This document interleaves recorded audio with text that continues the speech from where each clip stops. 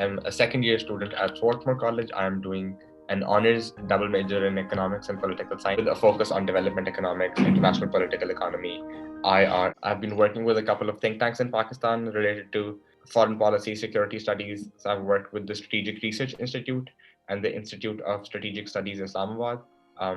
I've worked with a think tank in the US, the Council on Foreign Relations, last summer. I will be working with the Philadelphia's mayor office this summer to learn more about development and public policy. I'm very interested in education related policies. I'm assuming you came across my work from my videos. So I just started making a few videos on Instagram because I wanted to share my love for South Asian poetry. And it's not just Pakistani poetry, not just Urdu or Punjabi poetry, it's even Saraiki poetry or poetry from, Sindh and Balochistan, if it's translated into languages that I understand. So that was the initial thought behind doing those things. But when I read this one, piece of poetry, I had so many ideas about how I could connect it to, social and political events in Pakistan. And I just ended up sharing it. Even though the original idea was just to recite my favorite pieces of poetry. And then that seemed to be something that I really enjoyed.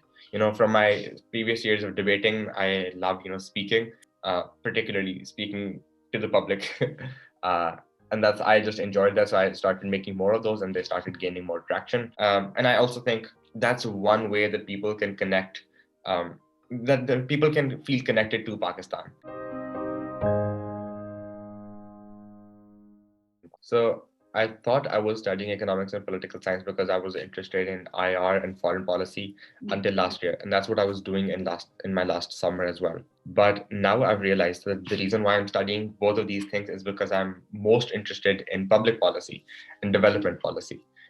And that's how I, want to bring these two subjects together to make these policies for mainly developing countries, work with those governments, because I think I have the experience of what it feels like to be, a normal person in a developing country.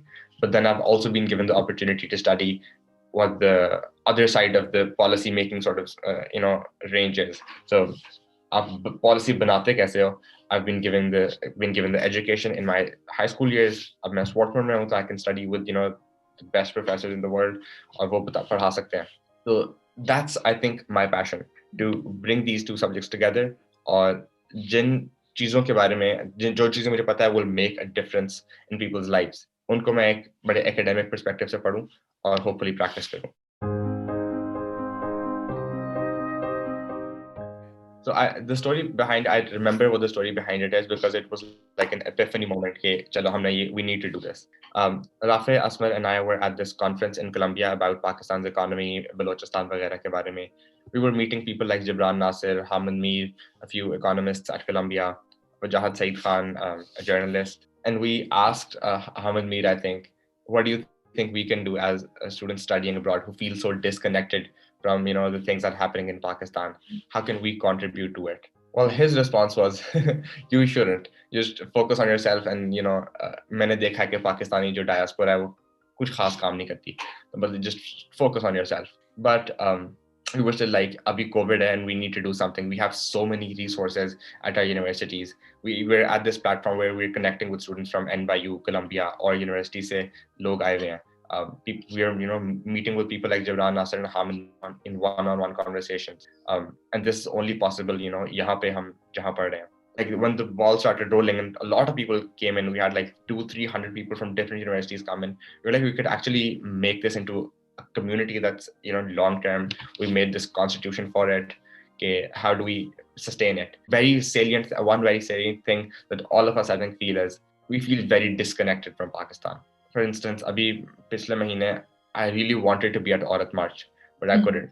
So my way of participating was to make a video about it and, amplify the voices of Pakistani female poets. But contribution wali baat hai, I think there's a little bit of a survivor's guilt involved there, where we feel immensely privileged to be here.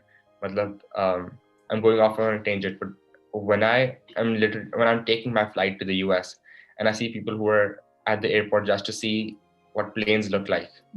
और मैं वहाँ पे complain कर रहा हूँ कि मेरी इतनी लंबी फ्लाइट क्यों है, मेरा इतना लंबा लेओवर क्यों है. इतना ज़्यादा गिल्ट होता है कि what am I doing with this? Or why did I get all of these opportunities? And then we need to figure out ways to give back. And that's one of those ways. The answer to this will not be as optimistic as my previous answer. So what changed was I realized that Pakistan was actually not as special as we were made to believe. Uh, so हमें बताते थे कि हमारे पास 4 seasons हैं, यहाँ भी 4 seasons हैं, मतलब हमारे पास दरिया है, रेगिस्तान है, जंगल है, यहाँ भी है, मतलब बाकी मुल्कों में भी होते हैं. हम like everything revolved around Pakistan when we were in Pakistan, and it seemed like हम nuclear power हैं, and that's supposed to be a huge thing. Biggest Muslim army, and that's supposed to mean a lot. यहाँ पे आके you realize it's just another country. आप like immigration के point से पता चल जाता है that we're not as special as we think we are. But that's exactly what I want Pakistan to be what I thought it was. And that pisses me off in a way. Okay, why is it not as special as I want it to be, or as I feel it is? जितना मेरे लिए special है, उतना it should be a big deal. तो अगर यहाँ पे कोई हिस्ट्री की क्लास है तो there should be classes about South Asian history and Mughal history and Pakistani history. अगर कोई फॉरेन पॉलिसी का इशू है तो Pakistan, China, India, that's an important topic that needs to be discussed. अगर कैंपस क्लब्स हैं, कम्युनिटीज हैं, तो एक Pakistani community is an important community that needs to be build. अगर नहीं है तो I would make my part in making that community. तो it's an effort to make Pakistan what I thought it was. The interesting question. It's something that the answer that I sort of try to practice is still something that I struggle with. It's to minimize polarization. It's a global problem. It's been exacerbated by social media a lot. Twitter पे wars हो रही होती हैं, Facebook पे comments हो रहे होते हैं, Instagram पे जो comments आते हैं. It's very, very polarized. And the way to move forward is to bridge that. I try to practice that to make my videos a little bit more palatable for the maximum number of people. At times, it feels like I'm being ingenuous with my own thoughts. Okay, why should I make an effort to be palatable? मेरे जो दिमाग पे है, why can't I say exactly what I have in my mind? अगर मुझे कोई comment आ रहा है, why can't I reply to it उतने ही गुस्से से जितने गुस्से से उन्होंने मुझे कोई गाली दी? But that doesn't help anyone. It's a very hard thing to do when people are being sexist, misogynist, classist वगैरह, and you want to scold them कि भाई क्या मतलब है? You just can't say these things. For instance, Swarthmore, the person who was holding a poster saying the uglier the woman, the bigger the feminist. How can you, itni charged environment, how can you treat that person, with respect? And it's very hard to do those things. But I try to tell people that the reason why I'm making these videos is not to scold anyone. कभी कभी मैं कोशिश करता हूँ ये बताने की I'm not trying to, मैं कौम की तरबियत नहीं कर रहा. I'm just trying to, show a sort of different perspective. This was particularly important for me in the swipe value video because that was a very charged topic. Partly for safety reasons, but also partly because I didn't want that to be a polarized issue. A lot of people who are doing these social commentaries are either squarely in one side or the other. And that's what my experience has been. I've been looking up all the liberal and the left. Shahzad Ghias ki podcast pe basically jo log aate hain, us tarah ke log. Even though I listen to all of those people, I don't want that polarization because it serves no one. So at least having people agree that I'm a fair commentator, or I don't want to be stereotyped in either of those two categories. Even though I think a fair stereotype for me would be that I'm a rich liberal studying abroad. All of those labels do apply to me, but I don't want to come across as that because again, that serves no one. So if people listen to both of my perspectives, and then I can share perspectives of people like Arafat Mazhar who made Swipe, or feminist Pakistani poets. If I can point them to those sources, hopefully they will look at those. They will have a love for at least progressive voices in Pakistan and will listen to them, because I think those people are expressing these things in a much more succinct way than I can, and much more beautifully than I can. Secondly, I wouldn't say tolerance, acceptance create karna. I feel like when you say tolerance, you set the bar too low. If I say I'm tolerating you right now, you probably wouldn't be happy. So since 2016, I've been teaching at low-cost schools in Lahore.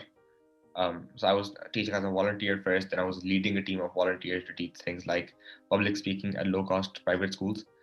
And now I'm thinking about doing a similar project again to help these schools minimize the impact of COVID. And I've been thinking a lot about what the impact really is. Well, according to the World Bank, Pakistan's education sector will be the hardest hit in the world. After COVID, approximately 1 million students will not return to their schools. And these approximates are from the second wave. Up third wave ke baad, we are likely to see even more dropouts. And these dropouts aren't just a problem, interruption in the students' education. We have seen in past trends, Ebola ke time pe Africa mein, spikes in cases of teenage and adolescent marriages, pregnancies, domestic abuse, child labor, forced marriages.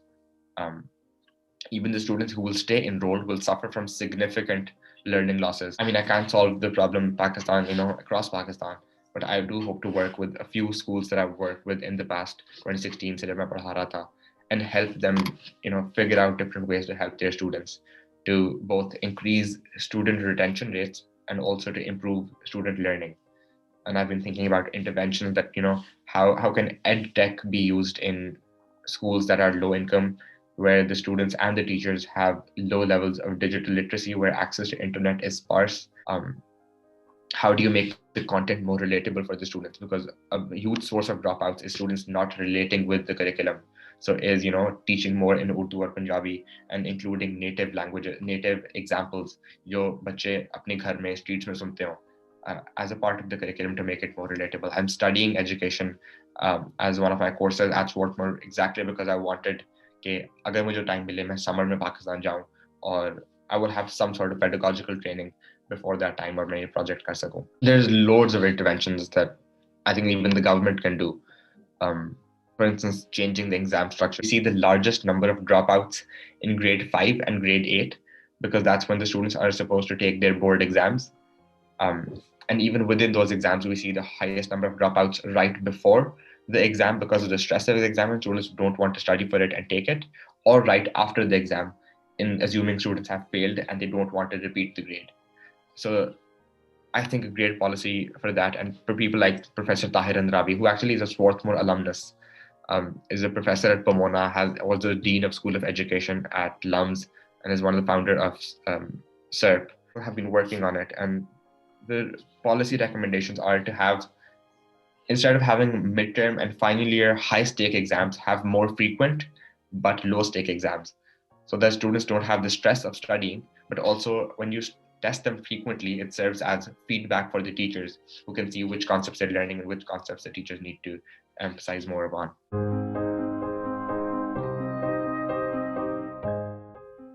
Very interesting question again. The patriotism is just having the best interests of Pakistan at your heart. Another question is, what is Pakistan? And it's very squarely the people of Pakistan. So if you're criticizing the military, that's not representing Pakistan. If you're criticizing the government, that's not representative of Pakistan. It's the majority of Pakistan. So if I'm criticizing, religious conservative factions, again, that's not Pakistan. If I'm supporting the cause of women in Pakistan, they're like 50% of Pakistan, and the patriarchy affects 100% of Pakistan. That's, standing up for the people of Pakistan, and that's patriotism for me. और इतनी ज़्यादा different factions हैं जिसके अंदर ये करने की ज़रूरत है. Religion, like religious bigotry, is one thing that I'm very passionate about. Child labor type things are other things that I'm passionate about. And different people will be passionate about different issue areas depending on their childhood, their background, their experiences. The patriotism is just having the love for Pakistan at your heart. Now, people will struggle with different things in a way, how do they perform their love for Pakistan? Like, what do they do with it? Some people who are studying abroad, like me, will have the survivor's guilt that's motivating their love for Pakistan. Other people will have, unko struggle kar rahe honge ki I don't want to be this internal orientalist और मैं मतलब बाहर से बैठ के बताऊं, जिस तरह डायस्पोरा वाले कभी कभी कर सकते हैं कि मैं बताऊं कि इन लोगों को कैसे रहना चाहिए.